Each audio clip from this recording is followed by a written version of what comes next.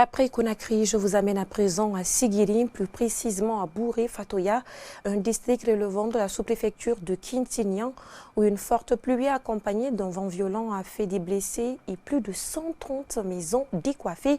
Omar Sissé pour le compte-rendu.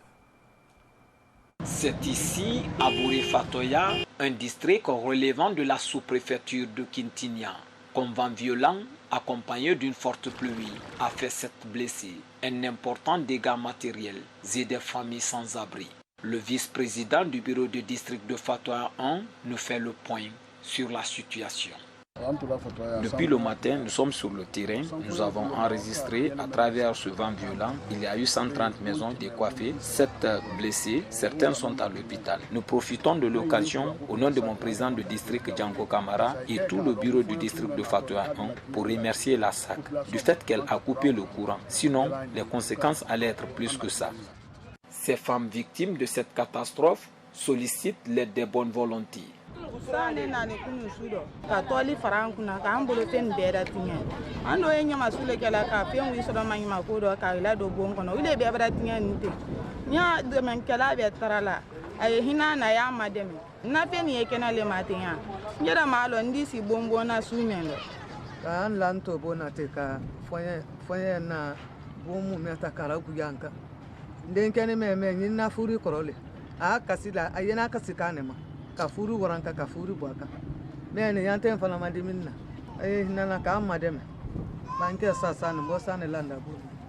Le président du district, après constat, a situé la responsabilité avant de lancer un appel aux autorités et à la SAG.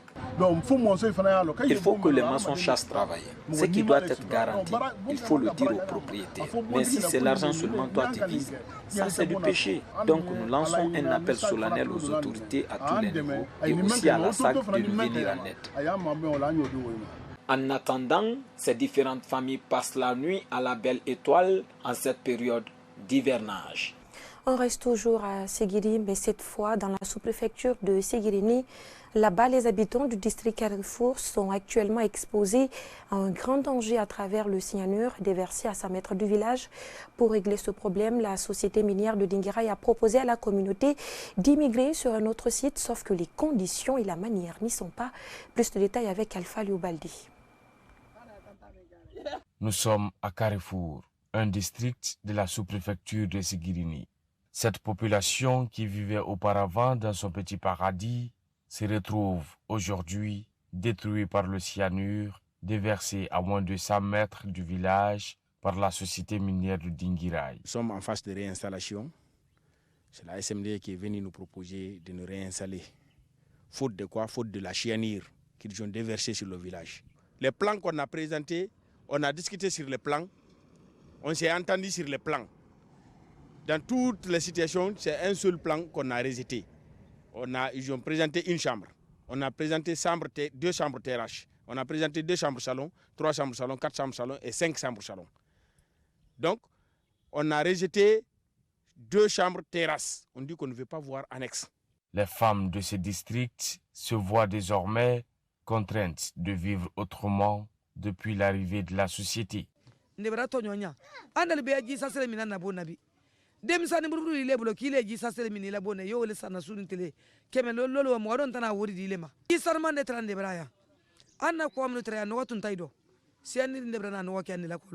chef de district s'est vu intimidé depuis qu'il a commencé à défendre les droits de sa population.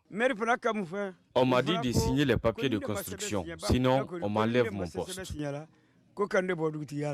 Quant au président de la jeunesse, il appelle les autorités à l'aide afin d'éviter d'éventuelles confrontations avec la société. Nous ne voulons pas de palabres. Ce que nous voulons, c'est d'être aidés. Sinon, nous sommes dans un grand trou.